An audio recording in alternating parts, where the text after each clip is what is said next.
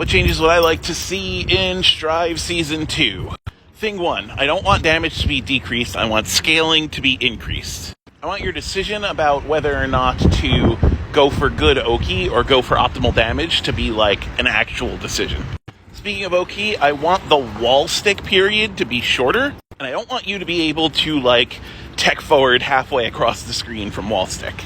Basically, I want people to be able to stop their pressure and reliably remain in the corner instead of always going for wall break, because right now, there's really no reason not to wall break every time. A lot of people say the only thing they ever do is fish for counter hits, and I think that the way that you address that is you make risk build a lot quicker, but you also make risk deplete a lot quicker. So having a full risk bar doesn't necessarily mean you're going to get TOD'd, but it does mean that you are rewarded for good, well thought out pressure. And finally, and this might be a hot take, I would divide the meter up into thirds instead of halves.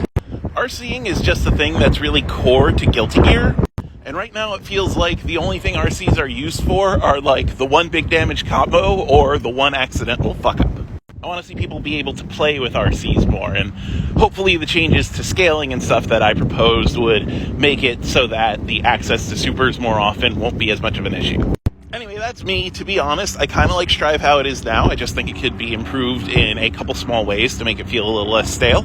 And I also think that these ways are more realistic than a lot of the other things that some people ask for. Like, I genuinely do not think that there is a snowball's chance in hell that we are getting the full XR Gatling system back. I wouldn't mind seeing, like, a totally new mechanic, but I do think that ArcSys has made it clear that they're trying to keep the system lean. So yeah, I don't think that they're going to be adding anything like that. Unless it's, like, something like auto combos, and I'm sure that then the entire FGC will explode.